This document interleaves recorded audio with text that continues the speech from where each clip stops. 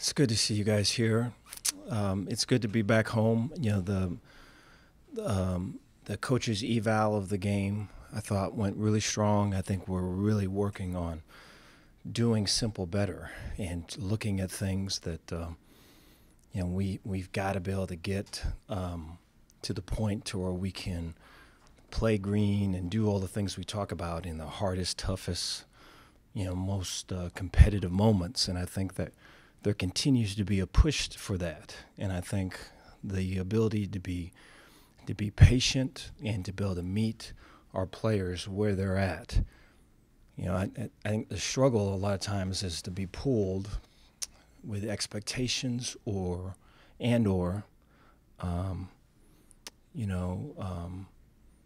noise and views from the outside.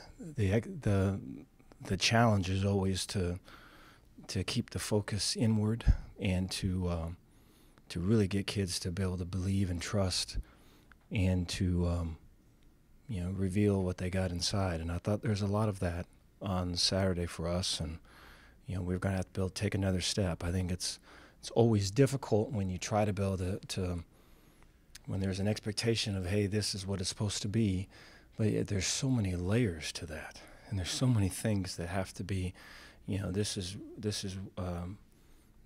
not connecting. This is wired to something else, and we've got to reconnect, and we've got to rebuild a trust, and we have to be able to have people come out and really perform in a way that they're not trying to pretend anymore. And I think I'm hopeful that we're on the right path there. So I thought this last game was a lot to do with all of it. In looking ahead, way excited to play Oklahoma State. I have a lot of respect their coaches and their team. I think the first thing that strikes you is just the speed and the violence that they play with. On defense, brand new coordinator, but a lot of similarities really in terms of what's coming at you. Really strong four-man front, a lot of speed in the secondary, more single high.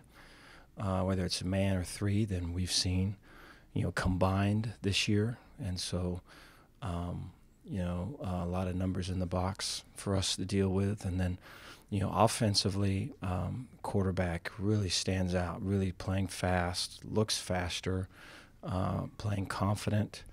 I think they've got a running back by committee that's been successful. Their O-line, there's some cohesion there with guys returning. And I think receiver-wise, I'm sure they're anticipating getting guys back and all of it for this one. So what a challenge it is. Special teams-wise, a lot of speed, ability to be real explosive in the return game. And so that for sure jumps off the tape at you. But with that, take any questions you guys got. Dave, would you expect your guys to be especially amped up for this game, considering y'all played them for the Big 12 championship last year, and it's kind of become a pretty good rivalry? I would. I appreciate the question. So I would like for it not to be, but then with us going through BYU, I would probably anticipate yes. And so they probably are, and so I think it's going to be really I see part of our job as coaches is to maybe bring it down a little bit to things that we can control. And things that are actionable and things that kind of are in the benefit of, the task at hand. And all that's way hard to do when it gets louder and it gets, the outside gets more. And so I would like to be able to bring it really down to where we can start the week strong and kind of build the week all with inside stuff and not outside stuff. Coach, maybe without even showing it to your players, when you played OK State twice last year, they're both really close games. From a coach's perspective, and not showing it to your guys, do you feel giddy about playing them again? No, I appreciate the question. I think they are a challenge because of they're a strong team. I think they're built inside out. They don't crack under pressure.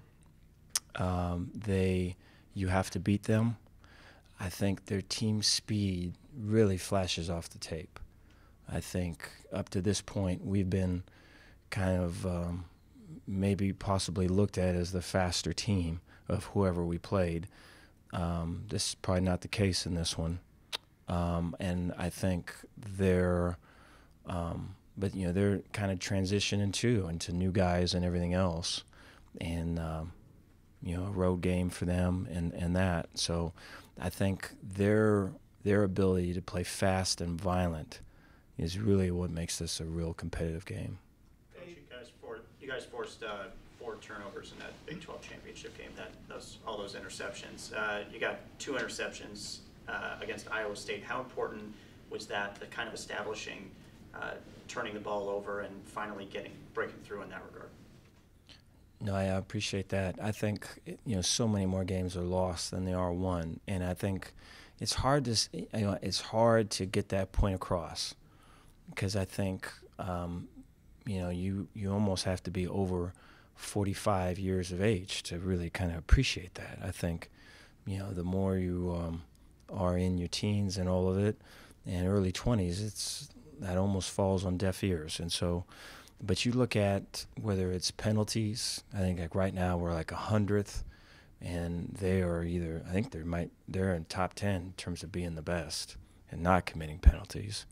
And then you look at takeaways, but you look at or offensive ball security, defensively getting it out, and so you look at ways to not lose the game first, and to try to be as alive and as authentic and playing green in the not losing piece is really kind of the trick, and don't overreach, and so we're definitely trying to hit that mark. I think I'm hopeful this last game kind of helps kind of set the expectation for this year's team.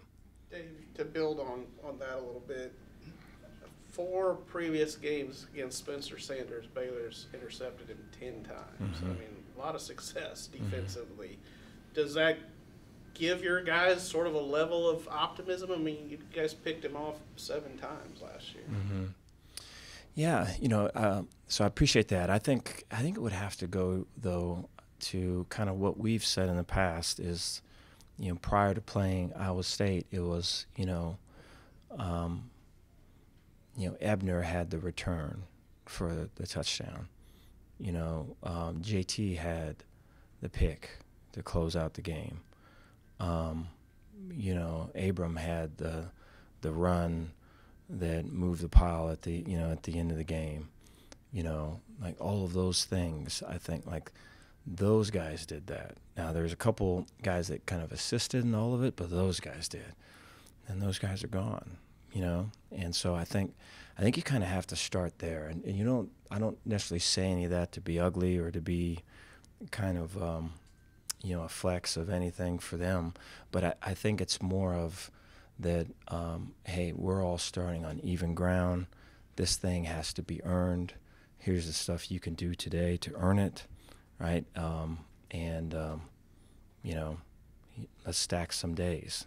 But I think it has to be like that. If it's not, I think the appreciation of stuff that other guys have done can almost intoxicate you. With Richard taking advantage of his opportunities the past 2 weeks, has he earned 15 to 20 carries a game even when Tate comes back? I think his improvement says so much just about him and about his ability to learn and his ability to take coaching. It's just way selfless.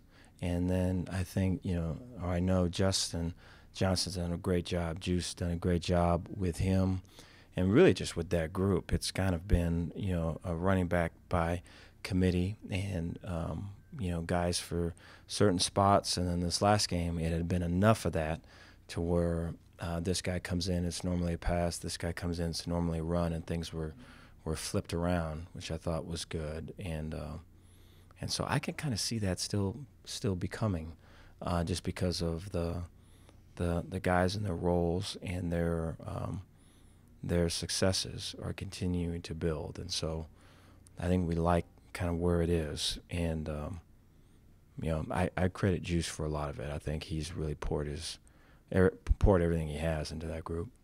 You mentioned this game being kind of built up a little bit for your team, like the BYU game. So going into this, when you're 8-0, when you guys score on the first possession of a game, how big of an impact will it be for your offense if you're able to do that again and kind of set the tone for those guys? I appreciate that. I wouldn't I wouldn't put it in those terms. I would say, or I'd like for them to hear rather that it would be, hey, this is what happens when you execute, and that you can still have a successful record, or you could still win if you didn't execute last series. That has nothing to do with this series that's about to come up. And so I just think I feel like with some of the youth of the team, there's just the ability for all of them to do the hard things and kind of go down before you come up, and they can say that I've earned it. And there just comes a confidence with that really you can't get any other way.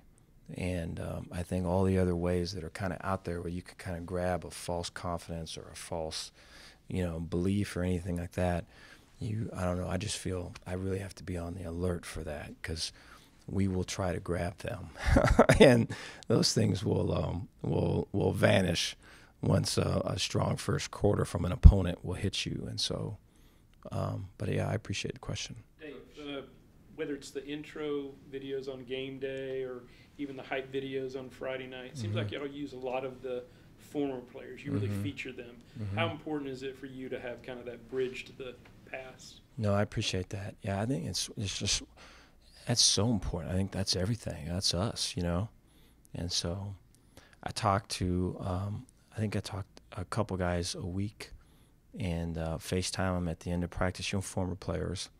And you could see they've got their Baylor gear on and they're excited to talk, and I am too. And it's just, I don't know, for some of them, it's as if they've never left. But for a lot of them, it's like,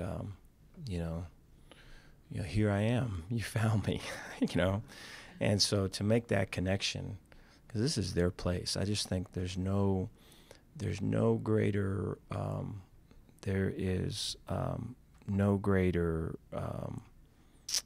view of what's capable with Baylor football than a former player. And just his success in life and the families that he has and the work that he's doing and just how he's treating other people. I mean, I've seen that a million times over since I've been here, just way impressed. And the more that our current players get to see that and see this is really who you become, that's way cool. Dave, Bryson Jackson has become a really big playmaker for you guys. What have you seen in his development over the last few years? Confidence. Yeah, I think he's probably always been that guy, but has been just so humble that hasn't believed it, And, I think he has really found a niche as a third down pass rusher and then on special teams. And I think, so it kind of becomes where when you're trying to do other things, you're fitting into maybe other positions or other roles and it don't work, and then you're struggling to process that, why it doesn't work, and then that hurts your opportunities with some of these other specific roles, and that can kind of go on for a year or two. And so it kind of takes, the ability to kind of take a pause and really reassess kind of what we got and see people with new eyes. And, the hardest work is for them to see themselves that way. And I believe that's what's happened there. So it's, couldn't happen to a better dude. Way strong leader. And, I'm always impressed when he speaks. He's got better words than me. So he is a great steward of all of us. Coach, they haven't really been tested yet this year, and they have an extra week to prepare for you guys. How much do you feel like you have a grasp on what they like to do, and how much are you just going to have to be ready to adapt on Saturday? Appreciate the question. I think it's going to be both. I think there is, on offense, there's a fair amount of history with who they are and what they like to do, and then especially with us, what they like to do with us. And there's been a constant, tight ends or three backs in the backfield. Is it one high? If we do there's 8 gaps in there. If we do match the gaps, taking shots on the outside. If we play with safeties that are back, and we have 7 for their 8, then running the ball, I very much see them that way. And so I think that's a consistent. They're playing with a lot more tempo. And right now, I think they're the second fastest team in the country in terms of tempo. And so, we played a fast team in the bowl game, and you could argue these guys are faster. And so that is different. I think it's always been a part of what they've done, but not to this degree. And so a big part of our prep is going to be getting ready for all of that. Then I think defensively it's going to be, with a new coordinator, but a lot of similarities from last year. So that may be where there's probably a little bit more question of, was that to kind of ease your way into it and then use the bye for whatever else? And so that's where I think the adjustments will come in. You have to feel good about that wild game up in Iowa State, but only 3 penalties for 30 yards least on the year. You have to feel good about that. Yeah, so we're trying to come down from, the mid-hundreds. So we'll see. I think we're at 100 now. So we'll see if we can get that thing down some more. Coach, do you think that you'll have Khalil Key, Grant Miller, or Tay McWilliams back this week? I don't believe we'll have Khalil or Tay. I think there's a good chance for Grant. So we're anticipating having Grant. Did you see the Texans? Yes, very cool. Yeah. So I hit him up with congratulations, and he said, "Congratulations for me" on the sideline with a bunch of laughing, smiling emojis. So awesome. Dave, how do you use the applied performance stuff with Eric Rash? And how do y'all use that, and how important is that for your program? Yeah, appreciate that. I think what Eric brings and that technology is really just a science to what maybe, whether it's emotionally or anything coaches would generally kind of feel or kind of guesstimate, I guess. He brings a kind of numbers and a math to it. And I think it's something when the players can see it, they can probably see it clearer than maybe like a story or something where I'm just confusing them. And so like 2 examples there would be over 20 miles per hour, just run full speed would be one. And the other would be we calculate if things are under 3 or less. And so last week's practice week was the best week we've had in terms of we had the least amount of guys walking on the field in any given so far this year. And so and it felt like that was the best week of practice we had. But then you come and you look at the numbers and it validates it or it shows it. And so it's pretty cool. Coach, next week is College Football Mental Health Awareness Week. Mm-hmm. How important is it just to have those conversations with your players and for them to know their resources? No, yeah, I appreciate that. Yeah, I think it's so important, and I think it's getting to be where, I think where I feel a lot of that stands is that people realize how important it is to talk about that, and to recognize and to appreciate the people that do. But then at the same time, that's not me, right? That I don't have problems to talk about, or I don't have any issues, or I don't need to talk to anybody. So I think that's where the struggle is I feel it's good that there's a breakthrough, that everyone recognizes that it's a way important piece. And you think about the person over the player, it's really kind of everything.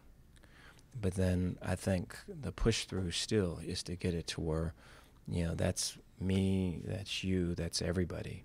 And that's not, and the ability to talk to someone and get stuff out, or to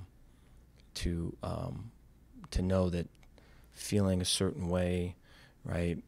Or to feeling down, or to feeling like you're not good enough, or any of those things, that it's okay to talk about, I think is way strong. And I think we're really, our people here are very much into that, and I am too. When we look at, obviously heading into this week, it's important that you guys start fast and kind of don't dilly-dally. You said that you saw a lot of happy faces on the sidelines, but then that's when you guys started to give up some big plays. How do you prepare kind of mentally for that, to not let up if you guys do end up building up a lead? Appreciate that. Yeah, I think it's human nature to want to relax and to want to maybe be externally validated, and to to take a breather. I think especially when if you feel some tightness and some point in the game, when that game does open up, I think it's natural for everyone to go, and I just, if you just take a pause and step back and look at our conference and look at all of it, there's not going to be a lot of games where that's going to be the case, where you can kind of take that sigh of relief, during a game. And so I think that's just kind of a hard reality. But you have to train for that, though. And so if you're not living your life like that, or you're not practicing or going about your process that way, in terms of continually saying yes to hard things and saying no to the easy things, but then being expected to do it on Saturday, that generally doesn't work out too well. Thank you all. Thank you, guys.